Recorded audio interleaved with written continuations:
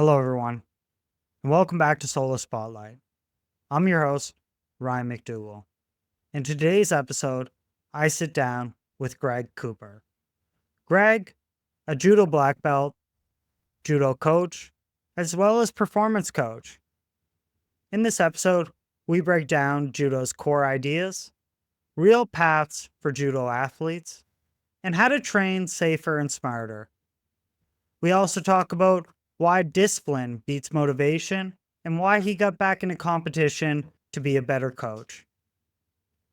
All the links to Greg are in the description below. Make sure you like, hit subscribe, and follow for more stories, as well as comment below. What is your favorite moment of this conversation? With all that said, let's get into the episode. Welcome everybody, Solo Spotlight. I'm here with Greg Cooper. How you doing? Good, Ryan. Thanks for having me on the show. Happy Yeah. to be here. Yeah, of course. I'm a huge I'm like one of those dudes that never played football in their life, but watches it every Sunday with the MMA community. I love UFC. I love watching Unified. So getting to sit in the room with any sort of martial arts athlete is always a pleasure. I think you guys in this community have a very strong approach to mental fortitude as well as discipline. So I think my audience gains a very valuable piece of content that you're able to provide when we have these conversations. So I just want to start off with saying I'm grateful for that. And yeah, welcome back to Edmonton. Yeah, thanks, man. Spent the last 9 years in Saskatoon and then grew up in Airdrie. So being back in Alberta is nice. This is home, and Edmonton's my new home, and I'm very happy to be here, getting settled in. And I love the city. So How was going from the YMCA camp to the place you are now? So you were training at a YMCA, right, for judo instructor? yeah, that's right. So when I moved to Saskatoon, I had taken a time off away from judo. I was in university and took some time off. And when I finally got back on the mats, thanks to three of my good teammates from the Saskatchewan judo, uh, I stepped on the mats and never looked back. And Ralph Ibanez is running an awesome program there. He's 76 and he still competes at the world level, like dedicated to judo for his whole life. And he welcomed me to the club. And through that, I found my passion for coaching and getting back on the mats and doing the thing I loved. And the YMCA program there was a great program. And actually now here at Kodokwai, we have two locations. So we have our main dojo on 104th, and then we do have a YMCA program as well that acts as a introductory program and a feeder program. So we have a good group of youth there, first timer judos and some yellow belt classes, and actually I'm teaching that tonight. So it's very similar. Like anytime you're on a judo mat, the environment feels similar regardless of where you are in the world. Right. Before we get started in your background, I'm curious to know what is life as an instructor doing that full time look like in terms of like your own day-to-day life? Yeah, so it's definitely a really unique opportunity in sport in Canada, especially a sport that's, I'd say, more niche in North America, like judo. There's not a lot of opportunities to be a professional coach. So my evenings, basically from 3 to 8:30 every night, I'm coaching. And during the day, I have my performance coaching business. So I have that. And outside of that, it's, working on my own physical fitness, working on programming, working on syllabus, working on ways to grow our business and reach out to schools, to other places in the community to get as many people doing judo as possible. Because that's, my goal. Rashad, who's the head sensei, that's his goal as well. We want everybody to try judo, and the more people we can get in, the better. What was it your experience like getting into judo? Yeah, so I started judo when I was 4 in Airdrie, Alberta, under Sensei Paul. My very first coach, In kindergarten, growing up in a hockey town, we had this try a sport sheet that we took home. I don't know why, but I didn't want to be like everybody else and play hockey. And I saw this thing called judo, and I started it. And it was just t-shirt judo at the time, so it was like gymnastics with break falls, and had a really good group of teammates that are still brothers to this day. Fell in love with the sport and never looked back. Was there any misconceptions when you went in that like judo was old school MMA, like UFC one, or did you have like a realistic idea of what it is? No, man, I was 4. I had no Yeah, idea, yeah, right? you're Like I just just thought, throwing. hey, this is a cool thing. I wanted to give it a try, and that's really all I ever knew was what judo was. And it's fundamentally it's a grappling sport.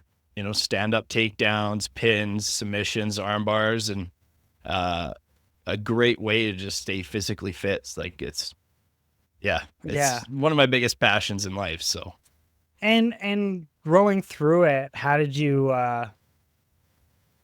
like when you look at this type of long-term commitment that you've been spending, especially doing this theoretically as a career, um, what kind of kept you? What was like the holding factor? What was the anchor for you?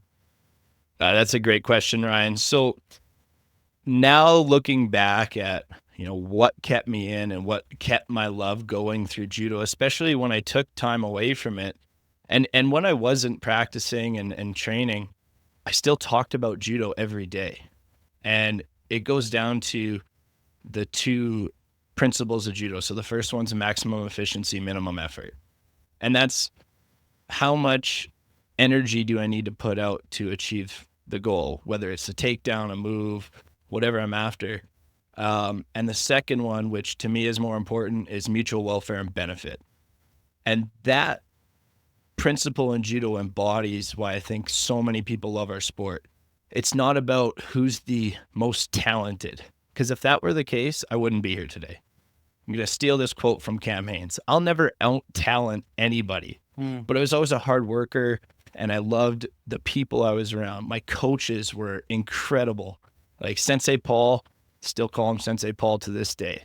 I spent so much time with those people, my coaches, my teammates, and no matter what was going wrong in my day, had a bad day at school, whatever, failed a test, as soon as I touched tatami, which is the judo mats, it just all went away because I knew that environment, that time in the dojo was going to be so good.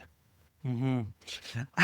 When we talk about judo and we talk about kind of the evolution or like the pipeline as an athlete, how would it compare to other MMA? Is the MMA kind of trajectory the same? Because you look at some sports, they get more like karate combat, MMA. Well, MMA is like the umbrella of all of it, but you look at like some things that get a little bit more like TV time or publicity, and is that something where your trajectory or like your growth in the sport, like is the goal the same when you go into judo, that like you get to these high levels? Because there is, as we're going to talk about later, there is competitions, but where does that look like for a judo athlete? Like where's the apex for a judo athlete? Yeah, so I would say judo is different. And I think every martial art has a different pathway.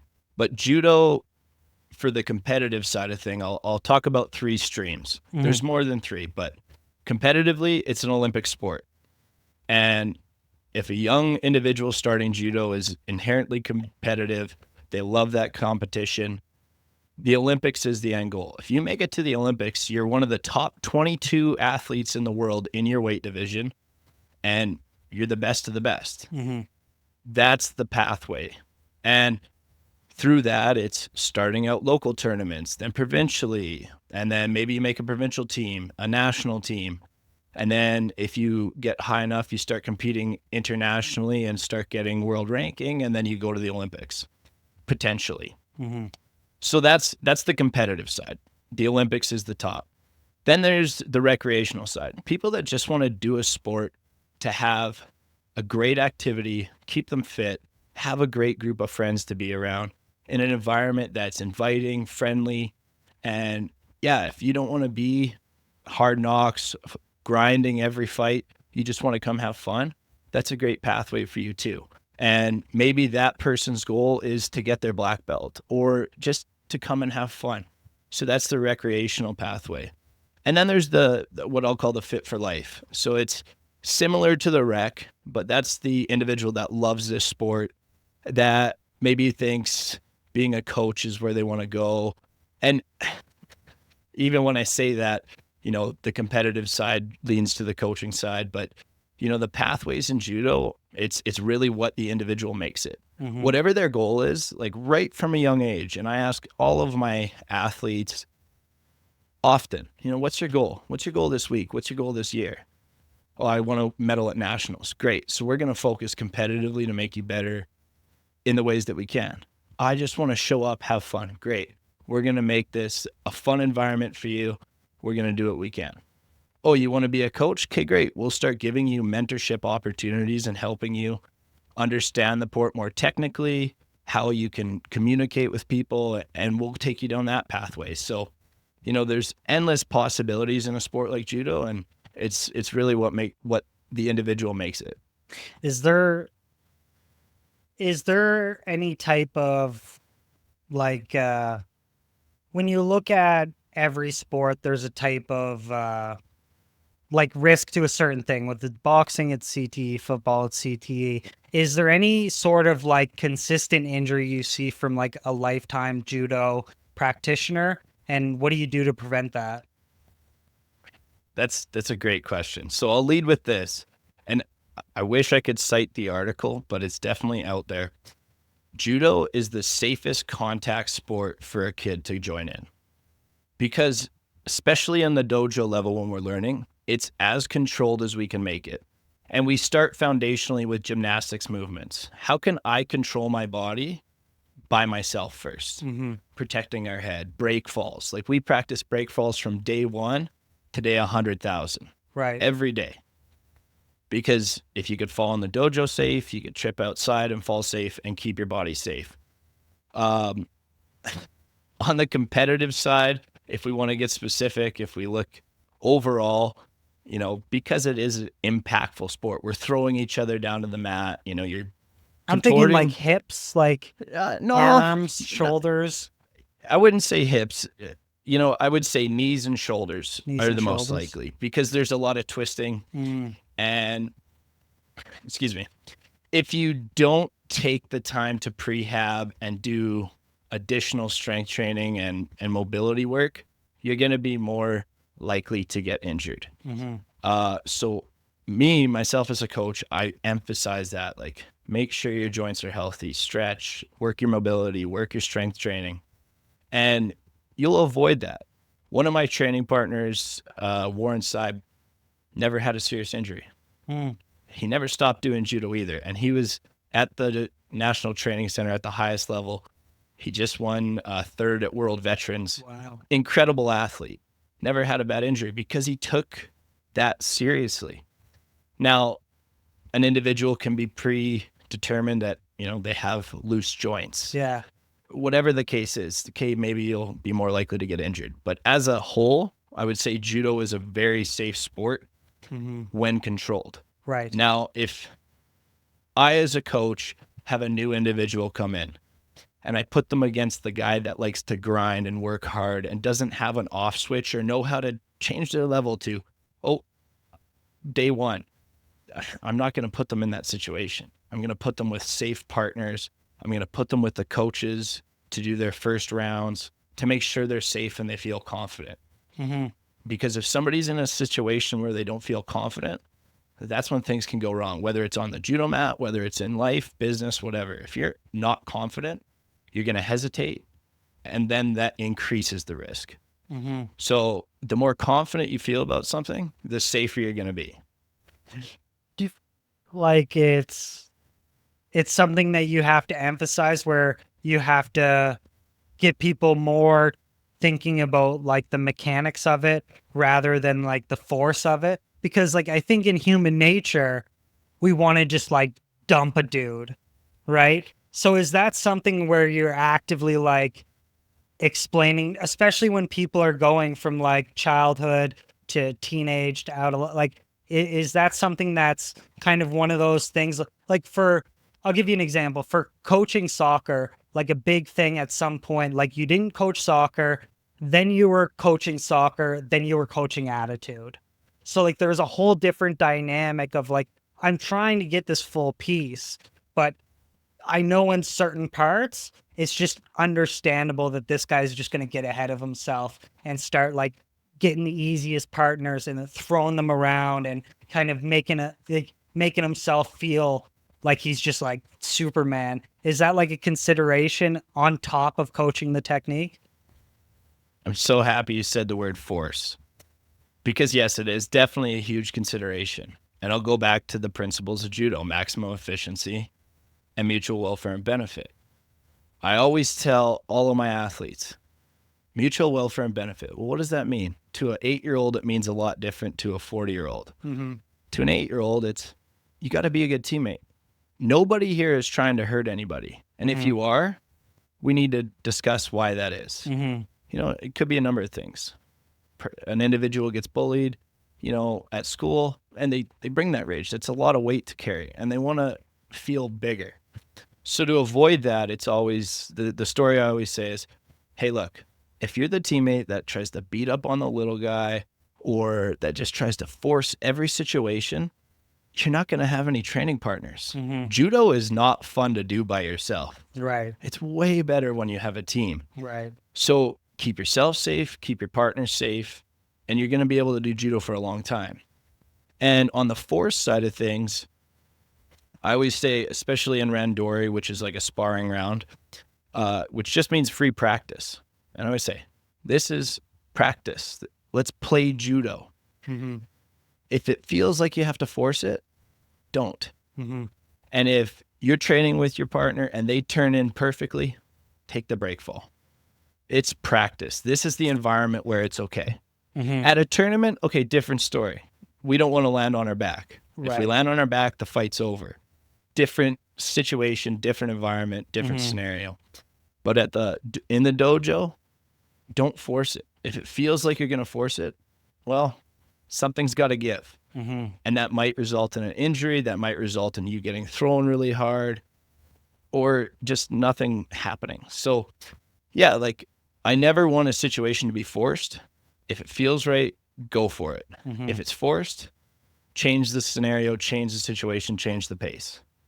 And with you saying that, it's a lot when you talk about instructing and stuff where coaching this maturity is like on the same level of importance as like coaching the sport itself, because it's like the more mature or like emotionally aware or like situationally aware of where they're at and skill levels and understanding, it kind of it allows you to be able to unlock new things in training them. But you can there's only a certain level if they're really immature.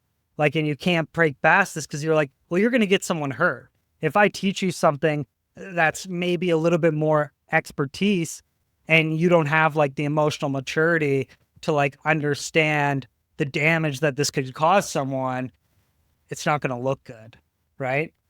Going into that, like when you look at training people for competitions now, how do you reflect on your own experiences in competitions? That's an excellent question. So, like I said at the start of the podcast, I was never going to out talent anybody. So I knew I had to work hard. And from a young age, you know, I'm inherently competitive. Right. I wanted to be the best. And my pathway when I was younger, I wanted to go to Montreal, to the training center and go there. And you know, thinking about before this podcast, there was this one time at a training camp, interprovincial in Canmore, and there was a bunch of prizes on the table. And there was athletes on the senior team to I was probably one of the younger ones, and I went, "What's that prize for?" One of my coaches said, "The hardest worker of the weekend." I went, "I'm going to win that." And it's doing all the reps, fighting when you're tired, and fighting well when you're tired, and pushing through, when you think that's all you can give, and then giving a little bit more. So when I look at me as a competitor versus me as a coach, and how I reflect that to my athletes that are now, on that pathway, whether they want to be provincial champion, national champion, or go internationally, it's about the individual. I use my experiences to help connect what they're feeling, but I always ask them, okay, what's your goal? And if their goal is to medal at nationals, that's a hard goal. The level of judo in Canada is increasing every year. So it's like, great. What are you going to do this week to get you closer to it? If you only focus on your judo, you might, but you need to focus on your judo, your nutrition, your strength, your mental. You need to focus on a lot of things and fully focus on that. Your effort needs to equal your goal. And if the effort you're putting in is, I'm gonna take this round off. I'm not gonna warm up fully. I'm not gonna do the 10 push-ups. Well, if at nationals you miss the podium, you can't be that disappointed, because if we look back at the effort you put in this year, it didn't equal that. But if an individual puts in their 100% effort and they've worked and worked and worked, and if using nationals as the example, if they missed the podium, but that was their best day, they did everything they could to control the situation and to do their system and work through and do their techniques, and they got bested. Well, it's the best versus the best at nationals. That's something still to be proud of. Sure, you missed your goal, but now we got another year to work on it. So it's always just making sure that the athlete understands what they want, and making sure too that, because me as a young athlete, the last time I had my coach Fatira, who was our provincial coach in Alberta for basically my whole junior career, I missed the podium and I was so upset, and I was fighting back tears because I was disappointed in myself, but I was disappointed in the expectations that I thought everybody else had for me. They were disappointed in you. Exactly. And Fatigue came up to me and I just broke down, and she goes, "Greg, stop and cry." She's a French lady. She had this really great accent. And I was like, "Well, Fatigue, I let you down. You're leaving this year and I didn't get you a medal." She goes, "The medal wasn't for me. That's for you." And I remember that day, and I tell that story to all my athletes because my expectation for you as an athlete is to do the best you can versus what your best was yesterday. And if today you put your best effort forward, I'm proud of you. And if today you worked as hard as possible, even if you fell short of your goal, fell short of the podium, fell short of winning a fight or an exchange, that's okay. But if you showed up and you were slacking off and you missed weight and you were doing all this stuff, well, I'm not gonna pat you on the back and tell you it's okay. I'm gonna be like, well, we could have maybe sharpened up and did a few things more efficiently, and then put in a better effort. But it's all about the individual's goals, not about my goals as a coach, not about my expectations, because my expectations are whatever the individual wants to achieve. I'm going to help them in every way I can to achieve that. Is there boundaries in that? The type of impact you can make when you're inside the judo, like when you're inside the dojo and outside the dojo, is there like boundaries of how far you can extend your coaching or like willingness to do something? Say, for example, like judo is not their primary sport. What's like the measurement of a coach to know like, oh, I can really like hit the gas on this guy because I know he wants it, and then another guy? And how do you ensure it's fair for everybody and everybody's getting the same amount of training, even if like the priorities are different, or they might be in a different type of household where the ability to get amazing nutrition or optimal sleep or whatever the case may be, and Is that like an onboarding thing? Is that like a consistently measurement, communication with parents? Like, talk me through that. That's an excellent question, Ryan. And I'd say a lot of judo coaches, a lot of judo athletes will say the same thing. I say judo's the outliers and outlaws. It's the kids that don't have confidence at school. It's the competitors. It's the band geeks. It's everybody from every walk of life. Like at any time we have such a diverse group of people from different cultures, different backgrounds, different households. And it's not to be a broken record, but it's so individual. Mm-hmm. And it does extend out the dojo, and that's where the mutual welfare and benefit comes out. What we teach you in the dojo, how do you extend that to your community? You have to be not just respectful to your coaches and teammates, but to your parents, to your friends, to your teachers, to everybody you cross paths with. And when I'm coaching those athletes that, let's say don't have all of the financial backing in the world or whatever their case is, I don't judge based on that. Mm-hmm. Because there's ways that we can give them more. And I tell a lot of my athletes, I had this one athlete, multi-sport. They were afraid to tell me about them doing well in another sport because they thought I was going to be disappointed that Or they like weren't. lay off them and be like, yeah, okay, you're not worth my time. Exactly. And it's like, no, like you meddled at this sport that you just tried and you did incredible at it. Great. You're passionate about that. You're passionate about judo. I want them to do well in everything they do in life. Whether it's school, whether it's art, whatever their passion is, if I can help lend to that and help them understand that what we learn in the dojo, we can pull into other parts of our life. And I'll just briefly go to like the performance coaching side of what I do. I talk to my clients a lot about that, where I kind of pillar my life or their life into three things. We have our passion, we have our profession, and we have our personal. And within our personal life, we have our strengths, outgoing, whatever those traits are. Professionally, we're very punctual, except all those other things. And then our passion. Well, in my passion, like I can put 100% effort. It's always the flow state. So we know our strengths within all the pillars in our lives. And then it's how can I pull from those other areas? Mm-hmm. And for me, like I said, when I took time away from judo, which is truly my passion, I talked about it at work. I talked about it to my friends and like, man, that's important to you. Hey, I'm like, it's everything. Mm-hmm. Because of the lessons I learned in the dojo, I learned how to bring them out. And I try to impart that in all my athletes, no matter where they are or what their goals are. Take what you learn in here and take it out to the world with you. Because what you learn in here, even if you don't want to go to the Olympics, you could take that and be a better brother, better husband, better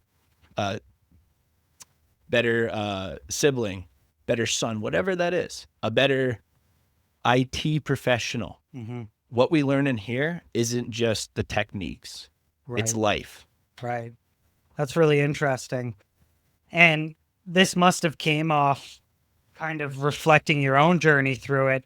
Was there any, looking at, young Greg versus today's Greg, what were some big like pivot points for you or like growth factors that you kind of look back and say, like throughout the time, like through judo, I learned this, and this? Yeah, that's a great question. I think, not to be cliche, young Greg would be really proud of who I am today.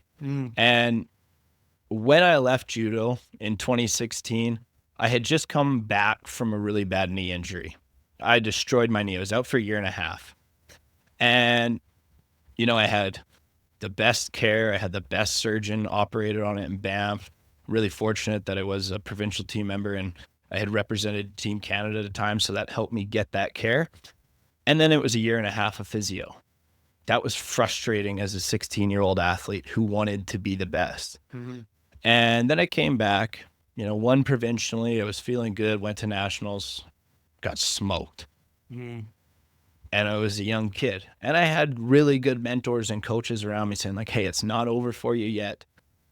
there's still lots of potential. There's lots left in the tank. Just breathe. It's one tournament. But to me, that tournament was everything. Mm-hmm. And so I left judo for a while. I went to university at U of S and just left the competition to the side. And, inherently I was really pissed off. Yeah. I was pissed off at myself. I let myself down. I let my goals, and I went down a different path for a while. And the reason I bring that story up is, I look at kids that have situations pop up interpersonally, an injury, they're going to university. They have all these other responsibilities. They're growing up. And I look back and go, I left something on the table. Would I have medaled internationally? Maybe. Would I have, done well if I moved to Montreal or to Lethbridge to the regional training center? Maybe. But I don't regret the time I took off, because now as a coach, I can use that as not just, the coach that goes, oh, no, you don't know what you're talking about. No.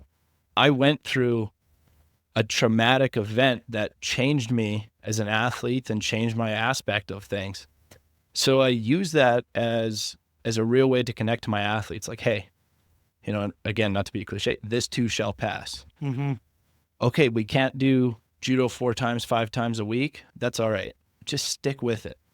Because everything else in your life, when you step on the mat, you can let it go and just think about judo and not have to worry about finances, passing university, everything else that life brings us. And last year, when I was in Saskatchewan, good friend, good mentor of mine, Josh Hagan, who's the head coach there, I was coaching with him for a year, and he went, you need to compete again. You got the best judo you've ever had. Physically, you're the strongest because you're not a little boy anymore. You're a man. Kind of like in your prime now. And mentally, you're solid. And I went, well, it's going to take away from my coaching. He said, absolutely not. Because technically, you understand this sport, but then you'll be able to apply it, because technically, when it's controlled, different world than when you're fighting somebody and they're trying to beat you, right? It was the best thing that I ever did, because I stepped back on the mats with a different perspective. Winning was still super important to me. I wanted to medal at every tournament. I didn't, but I went in different.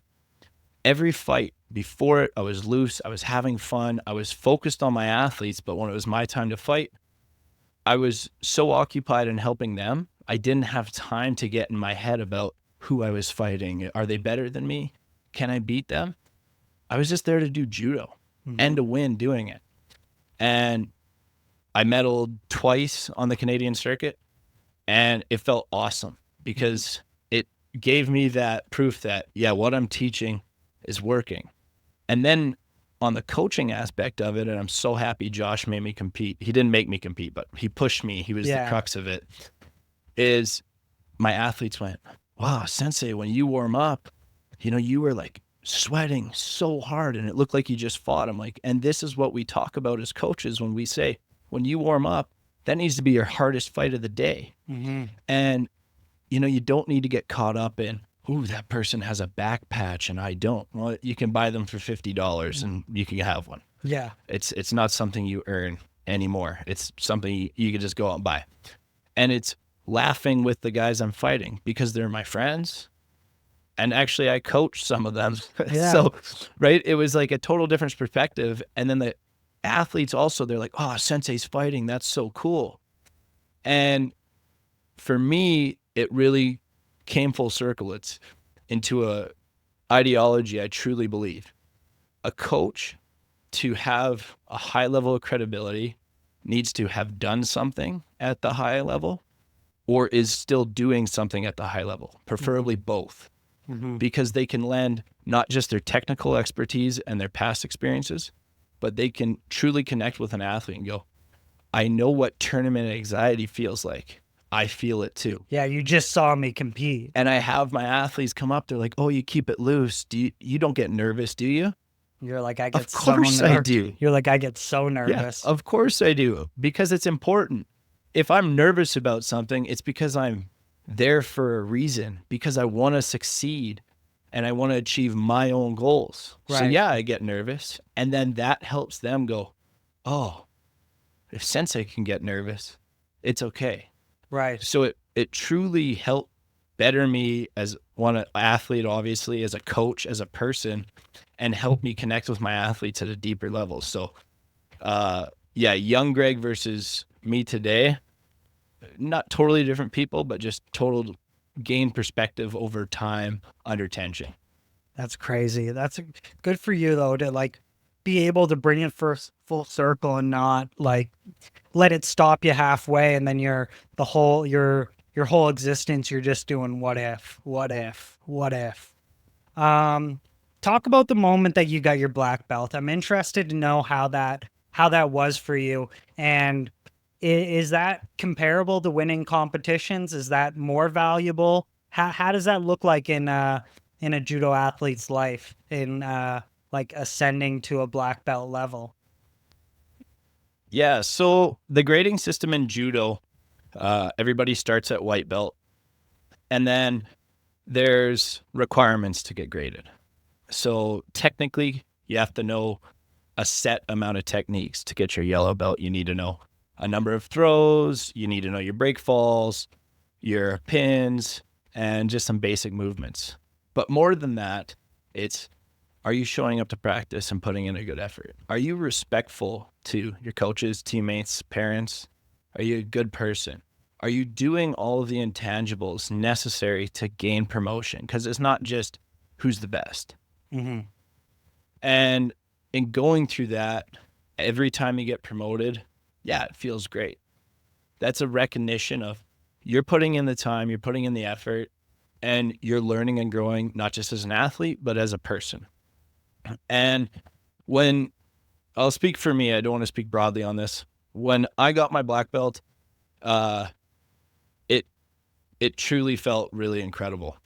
So to get your black belt in judo, you have to do a kata, which is a predetermined set of throws. So to get your showdown or your first degree, you have to do either 3 sets of nagi no kata or 5. So you do 3 sets of 3 throws, left and right.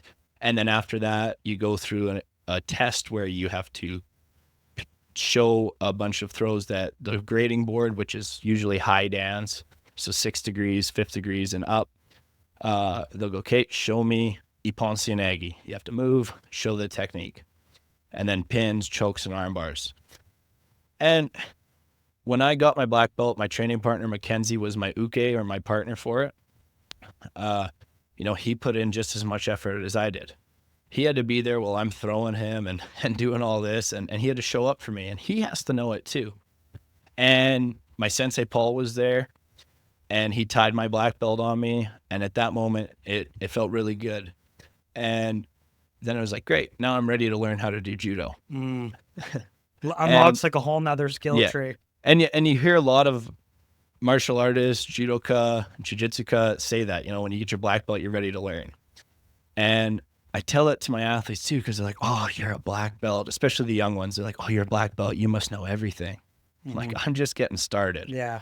Right. And in judo, there's 10 degrees of black belt, and that's a lifelong dedication to the sport. So up to black belt, it's technical based, respect based, effort based, and it doesn't change when you get into the black belt grading system, but it evolves.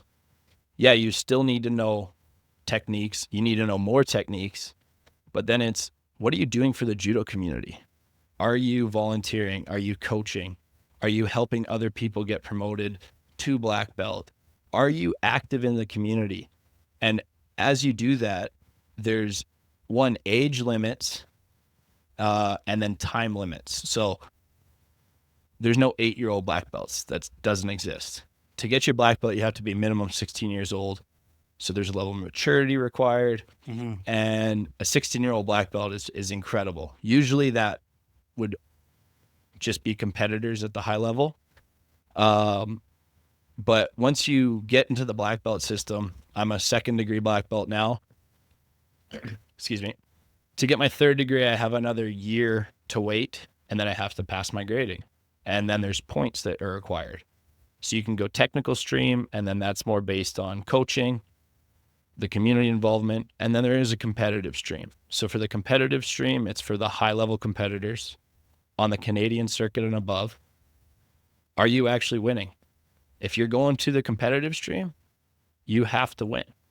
Right. And then you can grade like that. So it's based on excellence, it's based on respect, it's based on involvement in the sport and being a good person. So it's more robust than just, yeah, this person's the best fighter, they're going to go to the UFC, they're going to be amazing. It's about being a good person, showing up, putting in the effort, and getting it. So, long story short, short story long, when I got my black belt, it was a really big achievement because it was a goal I had. Mm-hmm. And when I got my second degree black belt, it was just as impactful because I showed up that day, put in the best effort, the best kata I could, got good feedback on it, and it felt good. And it's not just a reflection of me. It's now a reflection of my coaches because I wanted to do them right. Mm-hmm. They taught me, they trained me, and the grading board knows that. Mm-hmm. So I better show up for myself, for my club, for my coaches, for my teammates, and put in my best effort. Mm-hmm. And the further along, and as I continue to grade, it'll just deepen that respect. It's, pride in myself, pride in my club, pride in my coaches, showing, yeah, I know what I'm doing, and I'm proud that I'm doing it. Mm-hmm.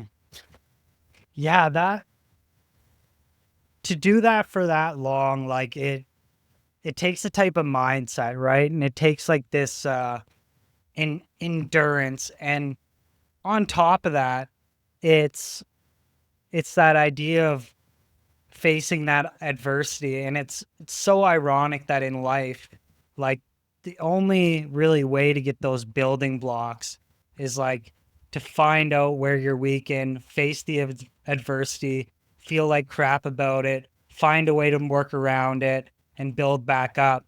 And it's such this weird balance because like you expect like, oh, if I always put the work in, the reward's gonna come.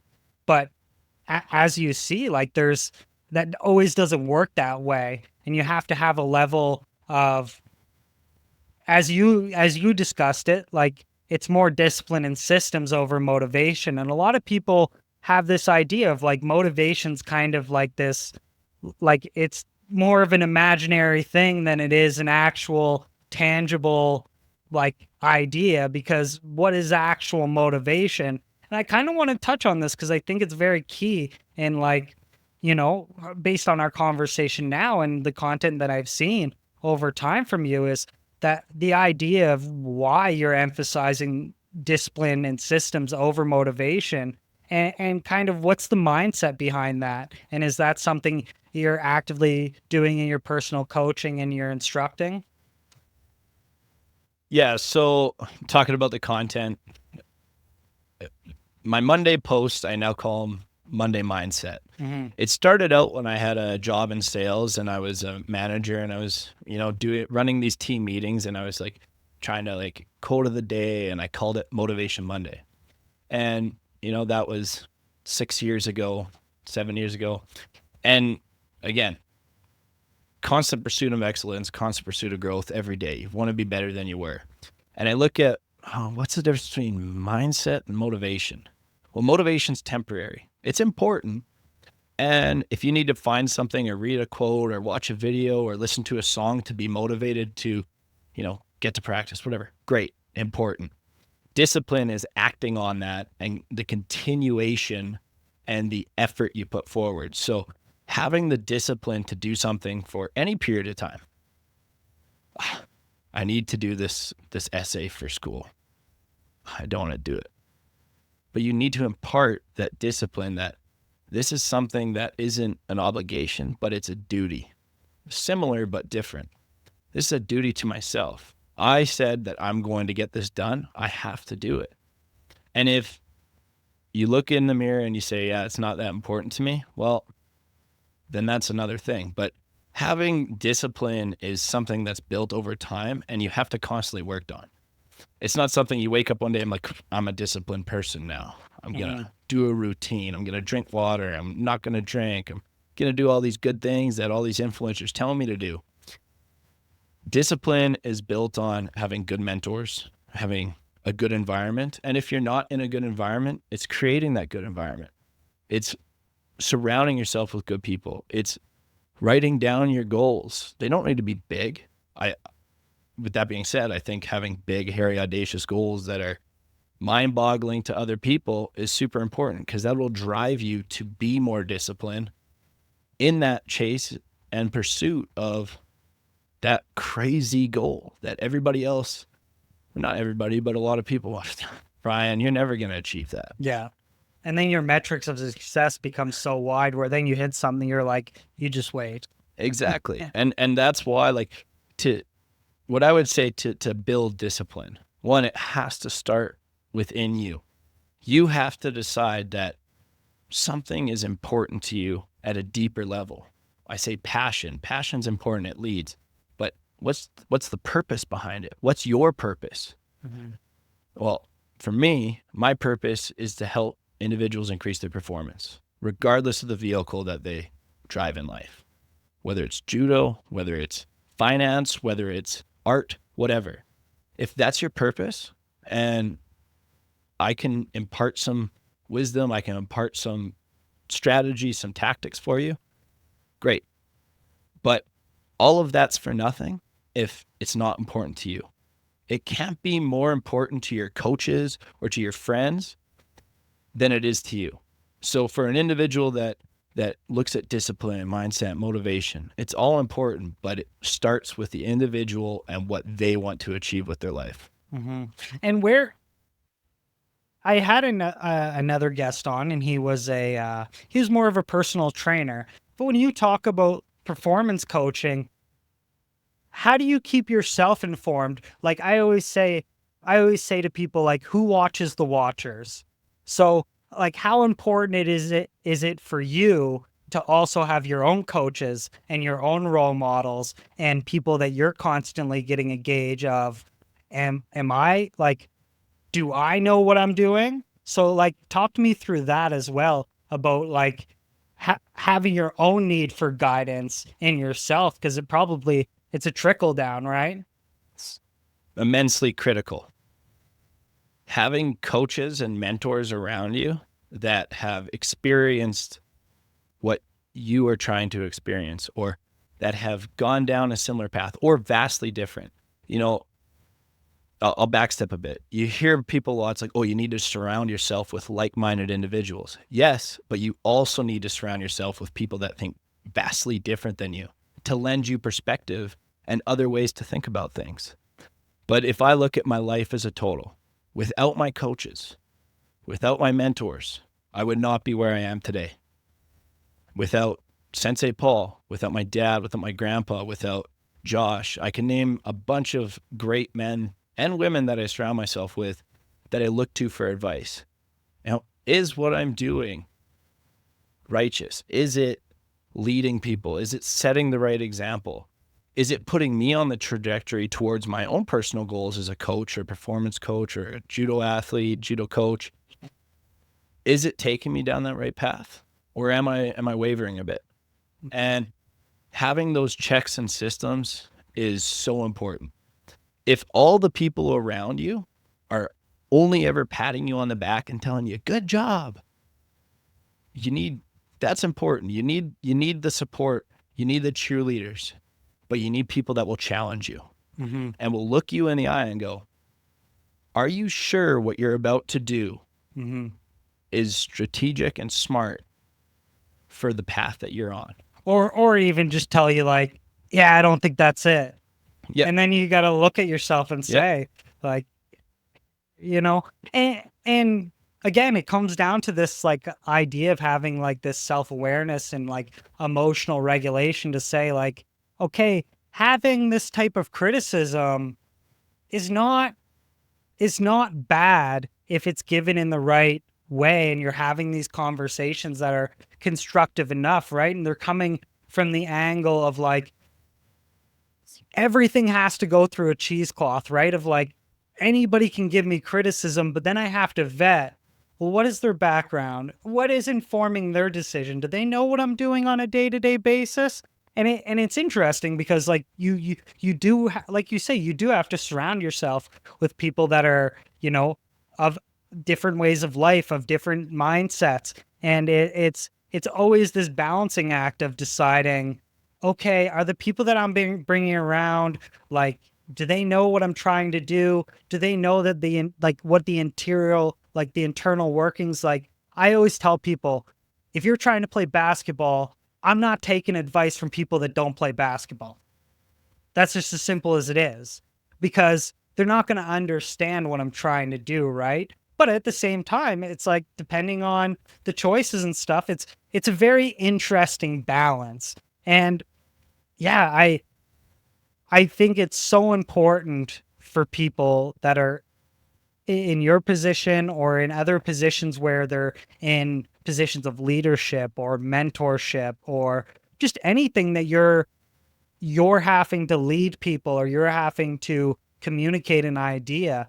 Like, you always have to go back and say, like, okay, like, is what I'm doing right? Is what I'm doing okay? What do you think about it? What do you think about it? And you can't look at yourself as like this godly artifact, because then what happens is it turns into this like skewed mindset where you're like, well, I know everything, so it doesn't matter what people say because like I already got there, right? And it's this weird thing, because I think when people get to these positions, it's met with a level of privilege or a level of like ego padding and stuff like that, where people kind of, they lose the plot of like, what am I actually trying to do here, right?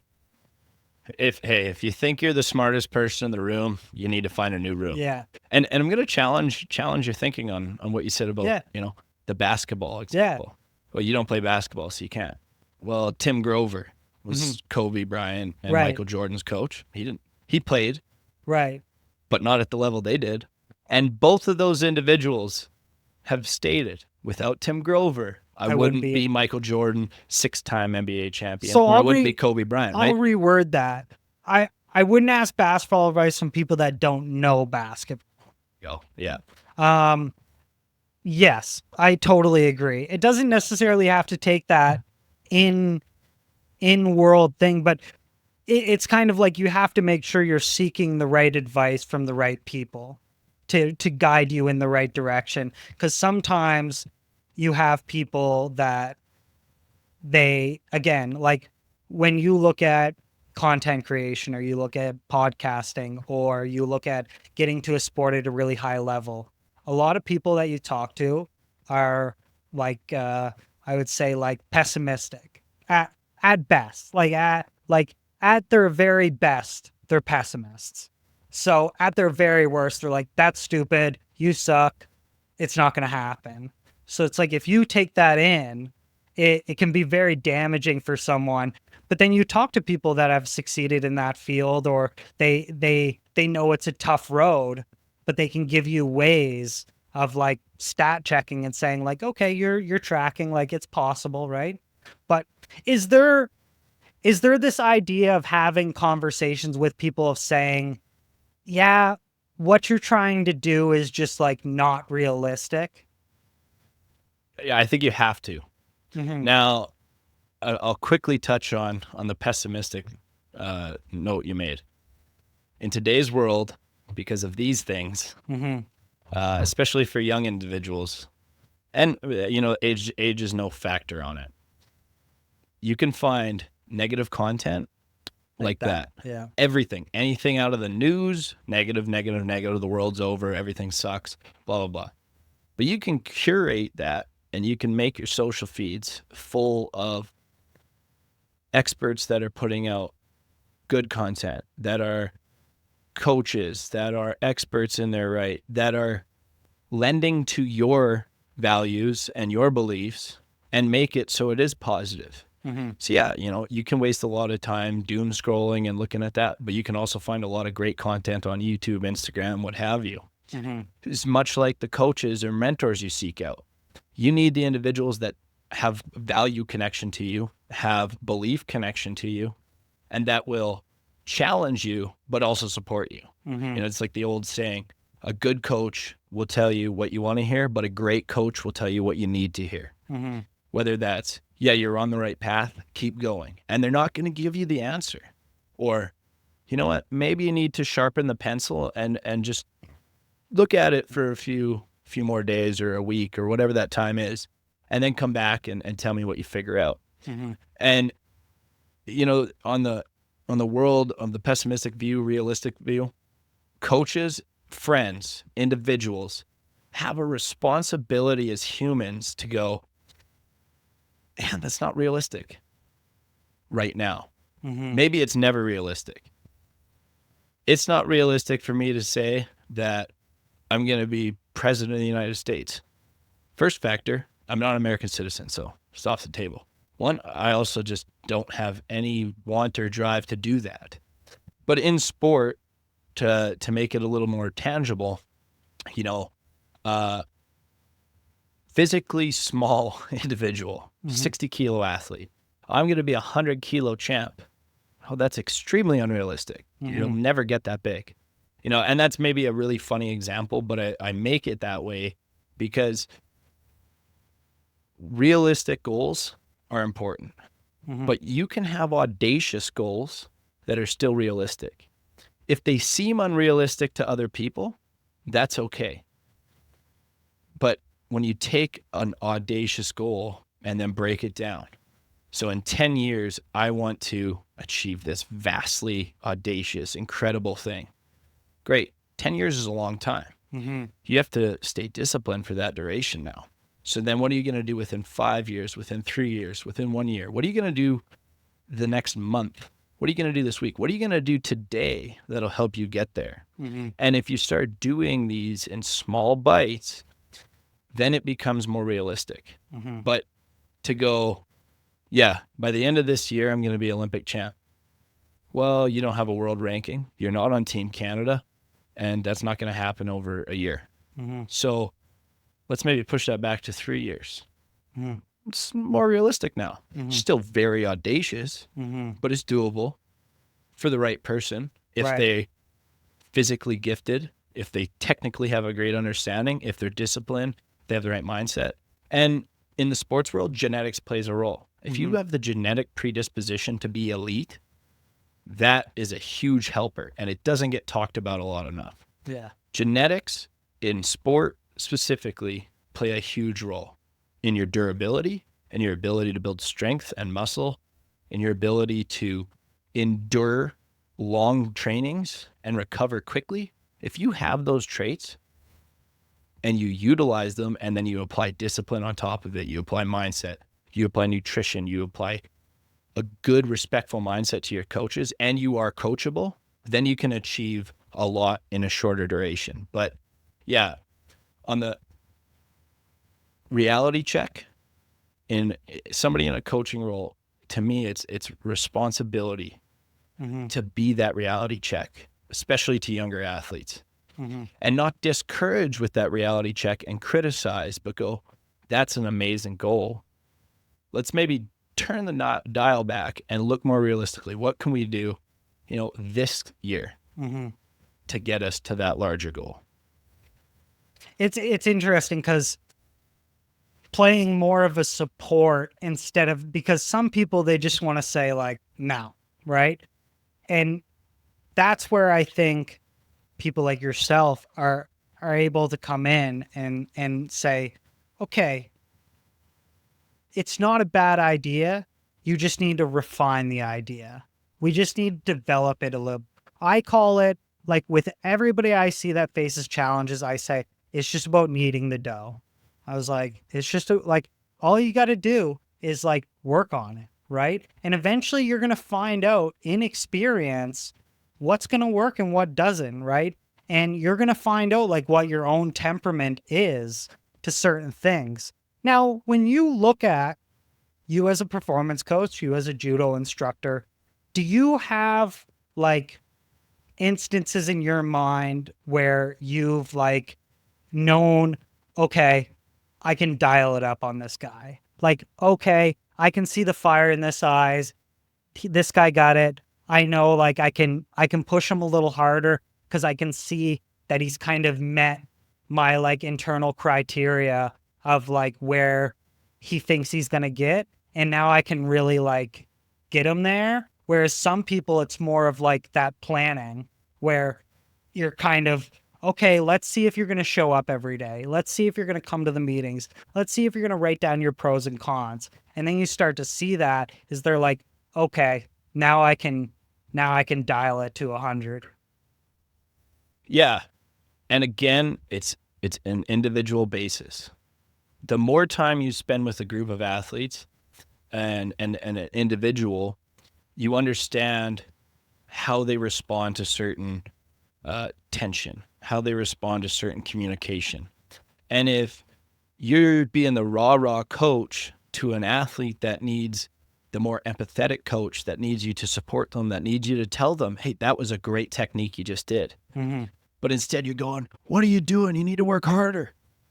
That is detrimental to the wrong athlete. So understanding who you're coaching is a huge, huge thing that people in a coaching role need to learn, and it takes time. And the higher emotional intelligence a coach can have, in my opinion, it's better, because I understand, okay, athlete A responds well to praise. They need support. They need the more empathetic side.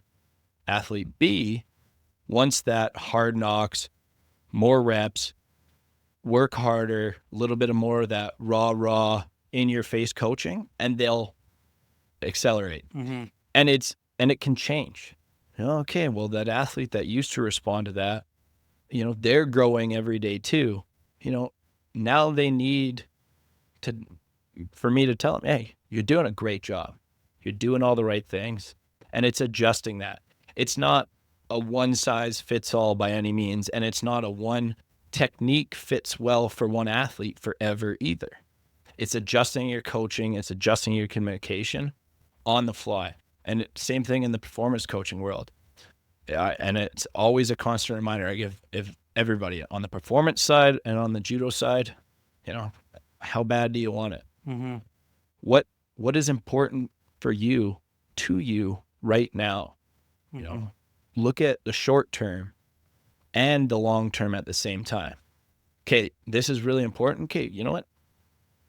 From what you're saying and what I'm hearing from you, let's go down that pathway for a while. Let's deviate.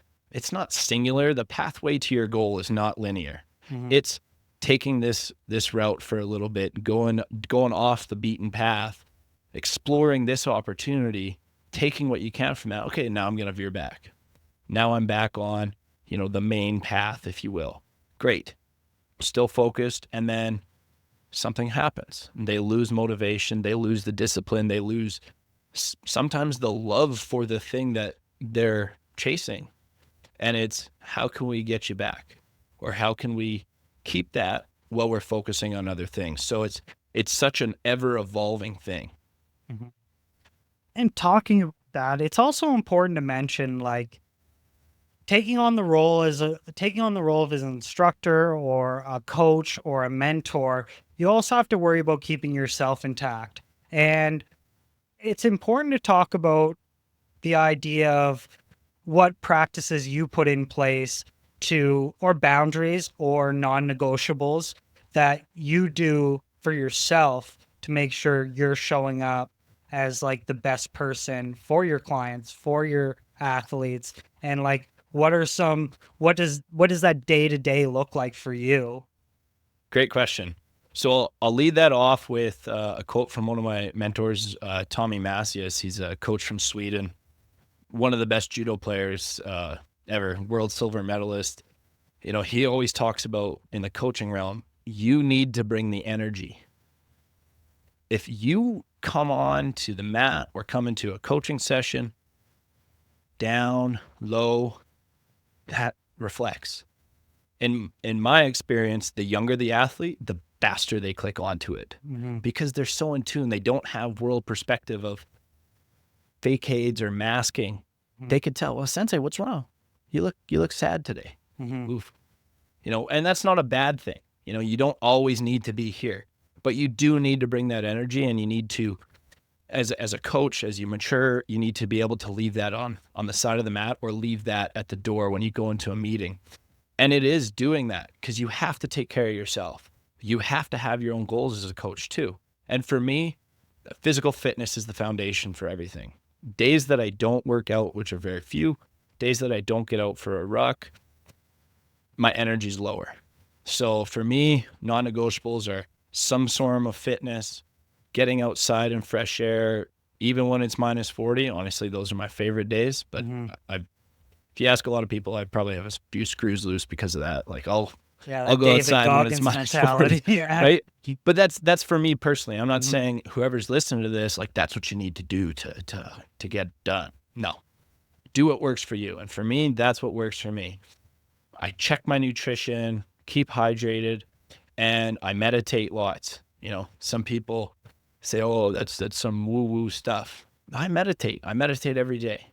I turn off the screen because I'm around them all day, and I just think about something great that happened that day. And I focus on gratitude and I focus on the positive. What am I grateful for today? And I do this every morning. Like, what am I grateful for?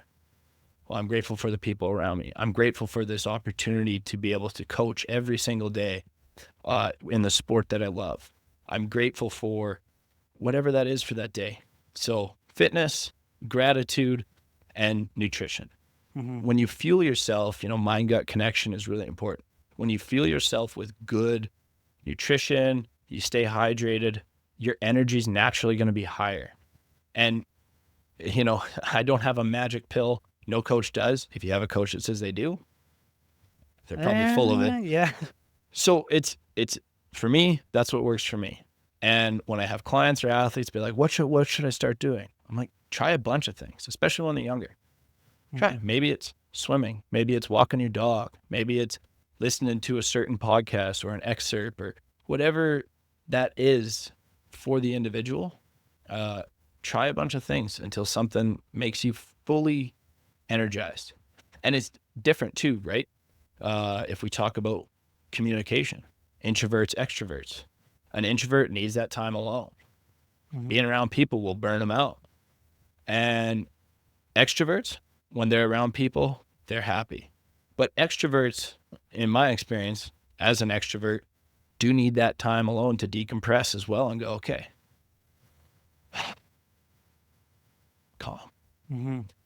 So, yeah, for me, again, to be a broken record here, fitness, nutrition, and just taking time to be mindful and grateful for the life that I have. When you look at performance coaching specifically, do you think there's like a fine line between accountability and dependency when you look at what actually you're benefiting your clients for and what that looks like? I'll give you an example. If a client's always calling you at 3 a.m., are you holding them accountable at that point? Or are they becoming a crutch for them? Oh, excellent question. Yeah.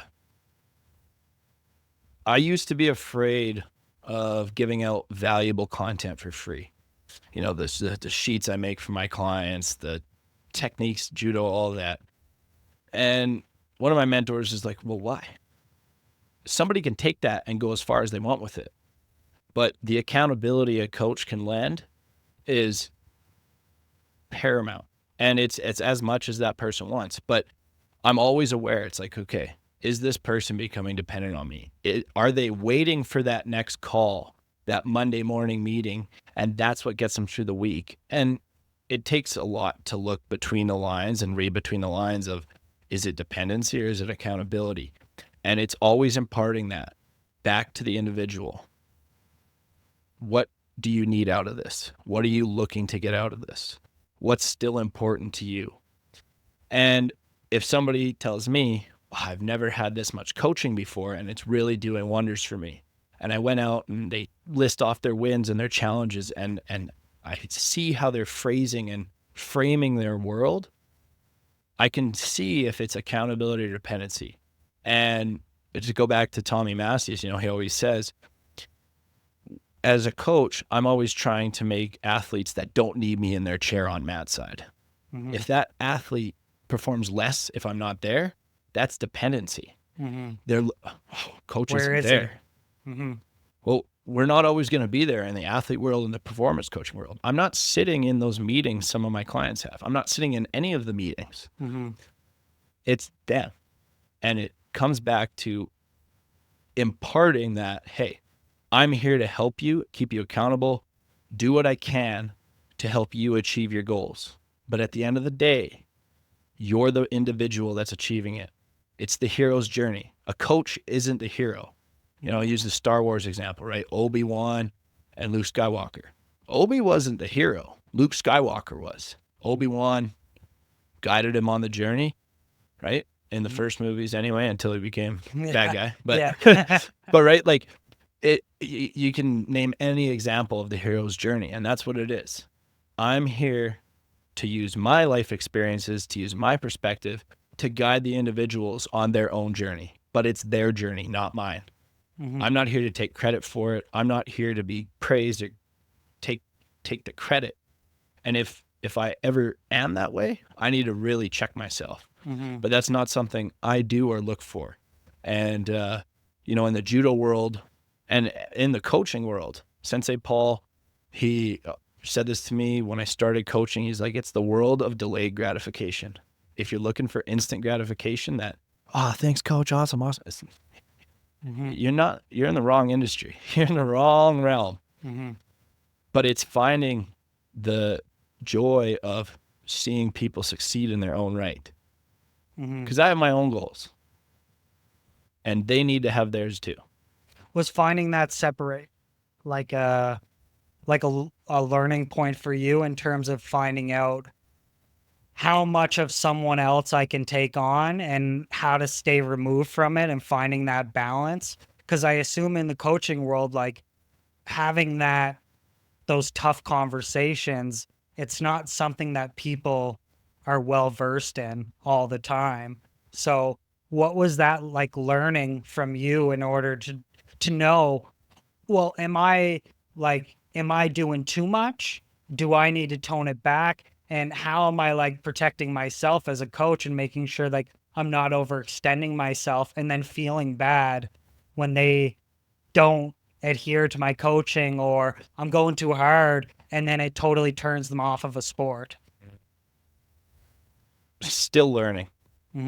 And learn every day on it. But in the judo world, I'll use an example. I'll show a technique. And for me personally, I'll intentionally leave out certain details so that the athlete explores that technique and goes, oh, that works for me. And the best judo coaches, I've seen a lot of great coaches run seminars and be guest coaches.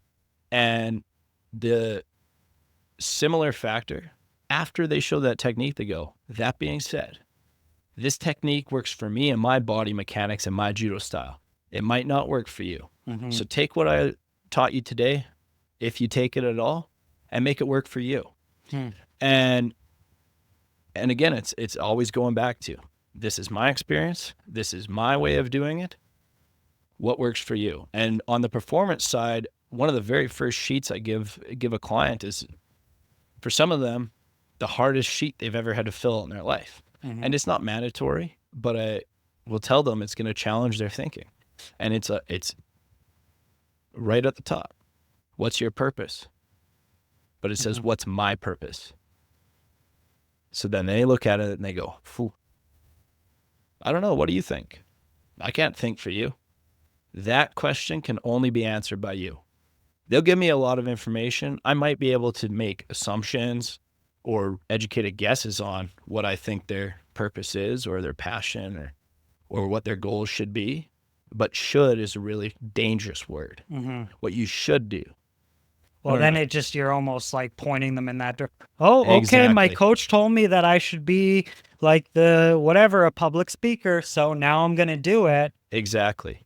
And when I'm in a session or on the mat and I'm asking people what their goals are, and they say certain things, and I pull from that, and they go, so now what do you think? I'm like, well, you answered the question for yourself. You've repeated this exact thing 18 times in the 5 minutes we just talked. So you know the answer. Mm-hmm. So again, coaches are guides. We're not dictators. Mm-hmm. We're not here to dictate what the end game is. Yeah, when we're going specific techniques, yeah, like, hey, perform the technique the way I'm doing it for this duration. When we get to randori or we start doing something more dynamic, make it work for you. Use your grip, explore it.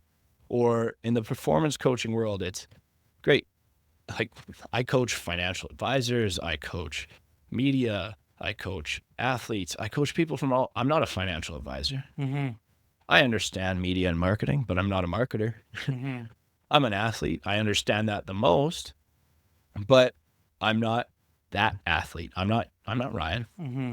I'm not Bill. I'm not Jim. I'm not anybody. I can only impart my experience to them so that they can explore their life and understand it for their own self. Do you find that based on the people that you worked with in meeting, like, do you find identity is like this big thing that people haven't been able, and is it the idea that people don't have self-awareness, or is it the idea if there's so much out in the world to do that people just can't find what works and what doesn't, because you're just an information overload of like there's so many different paths I could choose, and once I get into that, there's 20 more paths that I can go down with this one thing, right?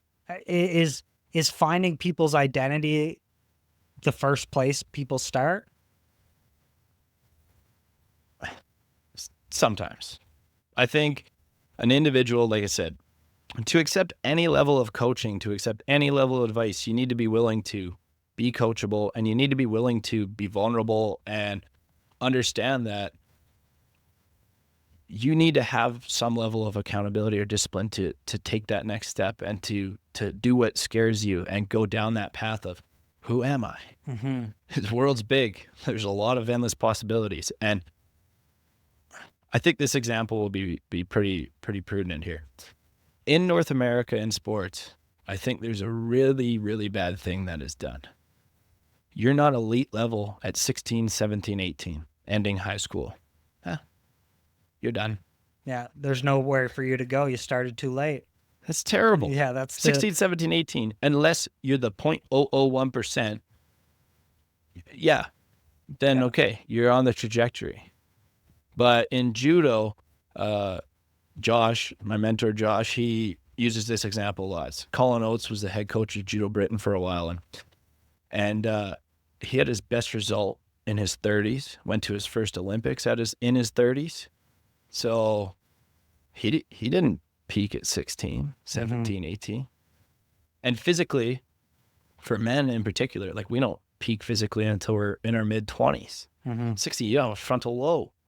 You don't know what you're capable of. You're starting to learn it maybe, and yeah, you can have great success at a young age. But age as a factor, I hate it. Don't let age, oh, I'm too young. No, you're not. Or even to tie into that, like changing careers. I'm running out of time. Yeah. Says who? People get their MBA at 50, 60. People start a new career at 50, 60. People open their first business at that age. People start their business at 16. Time is such an obscure thing, and to take that like, oh, I'm running out of time. I'm running out of time. No. You might think that, you might feel that, but if you take a breath, slow down, and look, okay, it's 24 hours in a day. We sleep, let's call it 8 hours on average, right? So you have 16 hours in the day that you can do things, that you're awake. How can you take that time and utilize it to get to where you want to go, to understand who you are, to find that pathway? And that doesn't mean you need to take every 16 hours of that day and focus solely on that. You're going to burn out if you do that. But it's investing that time properly so you can earn time back to still enjoy life and do things. And in enjoying life and doing all there is to do there in this big world, you're going to find out who you are. You're going to find your purpose. You're going to find your path. You're going to find the career. You're going to find what brings you joy and where you want to be going. How many times do you offer people a frame of mindset before you realize this person's just being like complacent. Like, how many times do you offer them like, no, it's not about age. No, it's not about fear. And then it's like, oh, well, if it wasn't this, it would have been this. If it wasn't this, it's because you don't drive this, or because you can't take the bus, or because you don't got enough money. Because I feel like that on the other side could lead into immense amount of burnout of like, oh, this person just has their heels dug in. And like, how many times am I going to offer this person the olive branch before I'm like, you know what, man, I don't know what it is, but like, there's no more that I can do for you. Like, you got to figure this out some other way. Cause I've tried to conceptualize this in so many different ways and you're just not, you know what I mean? Like, how many times do you offer that before you have to say like, yeah, I don't think this is working. Yeah, it happens often. I was just talking to a friend about this where people were coming to her for advice. You know, she's a high level athlete, fit. Oh, I wish I could look like you, but I don't have the time. And then she imparted her advice and gave some tips, and the person just ghosted her because they realized it was going to take more than they wanted. They want instant. No, you're doing instant. fine. Everybody wants to click, right? So again, it comes down to the individual needs to have some level of self-awareness or some level of self-want to grow. If they're not there, there's nothing anybody in the world can say, no matter they're the best mindset coach, the best whatever, Tim Grover, I always use an example, or me, or their friend, or their parents. That individual needs to accept, okay, this is the thing that's in front of me that I want to go after and do, whether it's, get in better shape, get a promotion. But if they're not willing to work personally on themselves, no advice I can give or anybody can give them will help them get there. And yeah, like, you talked about before the podcast, like, have you ever fired clients? Like, yeah, I've had to do that because I don't want to waste their time. Time's valuable. Yeah, my time has value too. I think my time's very valuable. And if I'm wasting my time, I'm wasting their time. And if it falls on dead ears, well, then I'll just leave it. Hey, what you're doing, you're doing a lot of good. You did a lot of good. You're in a phase right now that I can't add any more value to you. So continue on your path or change it. But for now, it's not the right time. And it's hard to accept that. And I still I'm like, oh, coaches look, oh, we could do so much good there. But that person's not willing to help themselves. Is there any red flags that you look out for when you're like prospecting clients or when clients are coming to you? No, I don't like to lead with that. I like then to you're lead. looking for flaws. Yeah, I'll never look to judge before I know. And I try not to judge at all. But definitely would never look, well, red flag, I'm not going to touch it. Because I don't know what I don't know. Right. So if somebody gives me some advice or heeds a warning, oh, careful with that person, XYZ. Okay, well, that's their experience. Maybe it was a difference of personalities or they didn't have value connection or belief connection, but maybe I will. And again, back to the communication. If Coach A can't communicate with an athlete, but I can, that's all right. Right? The individual will find the person and will find the people that they can communicate with. Right. So it doesn't need to be perfect. And I have, like I said, I have friends, I have family, I have clients where we're vastly different on a lot of things we think about, but we have a value connection to some extent where, what you're going after is great. You're passionate about it. You're driven for it. Great. I can add value there. But if a person doesn't have that, it's like, well, I can't add much value to you because you're not willing to accept that coaching or advice yet. Yeah, no, that's fair. And that's a very graceful way of like being able to having that amount of, I would say, openness to be able to say, let me see what I'm willing to work with before I start like knocking things down or poking holes in things. 2 quick rapid fire questions that I want to ask you before we get you out of here. What was a performance belief that you've abandoned, and what have you replaced it with? That's a tough rapid fire question.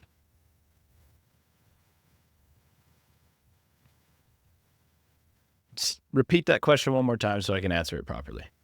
What has been a performance belief that you've abandoned, and what have you replaced it with? I used to believe that hard work could beat anything.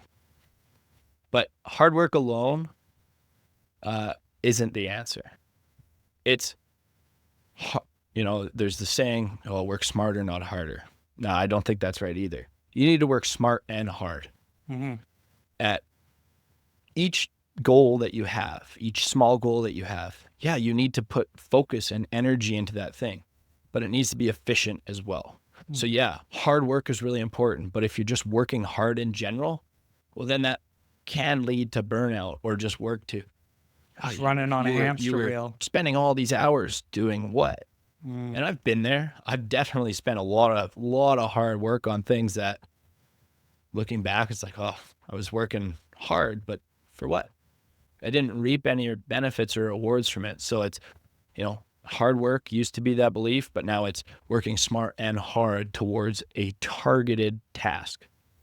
It's interesting because I always am doing that myself, of saying, like, is time spent doing the thing, like pushing the needle of doing the thing, or am I just like turning into this like succubus of like, well, I'm there, I'm looking at it, I'm doing it, this must add to, and then you start to turn out of like, no, sometimes less is more. And sometimes doing it in a different way, or your approach, or adding more structure, you still have the hard work there, but adding another thing on top of it, or understanding that like it's not that alone, is huge. I'll quickly add a tip that I give to a lot of people on that. If you give somebody 6 months to do something, like we'll use civil planning.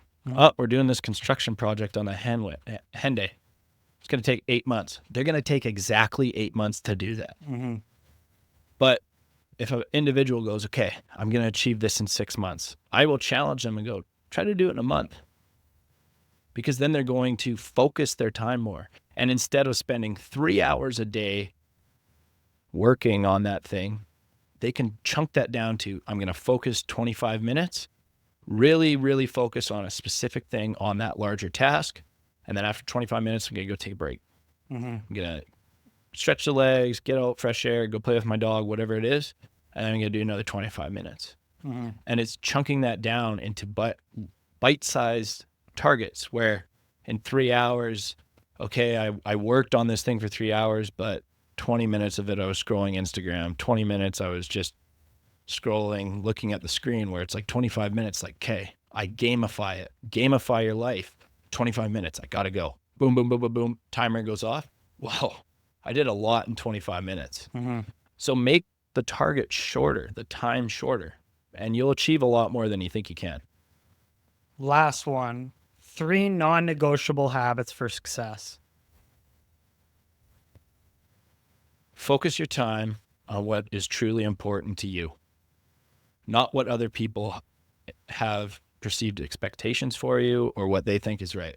Focus on what is important to you. So that's one. The other one, physical fitness. Having a good level of physical fitness boosts your energy exponentially. You don't need to be the fittest person in life, but if you're baseline 0, start with a walk every day, just around the block, a kilometer. You'll have more energy. And that can stack as you progress, right? So a good level of physical fitness, being healthy. Third one, play life. I talk about playing judo. I talk about play. Have fun.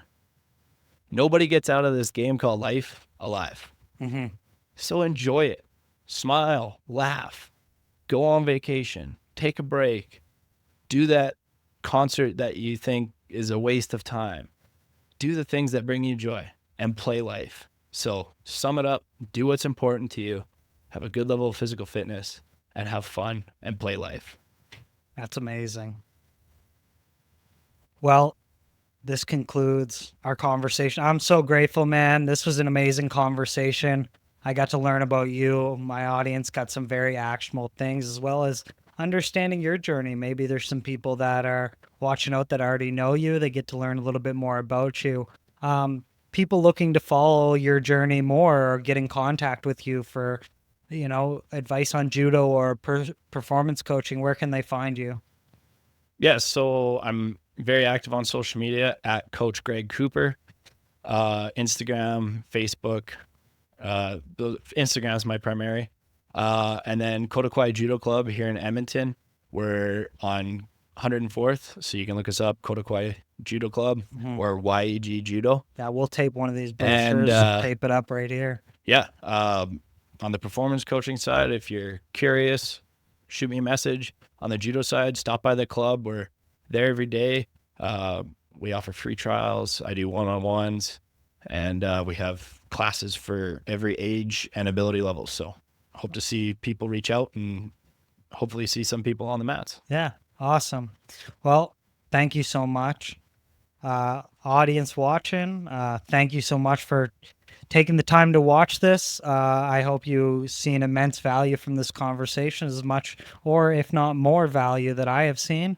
And that is another episode of Solo Spotlight here with my amazing guest, Greg Cooper. And we will see you next week for another one. Thanks, Ryan.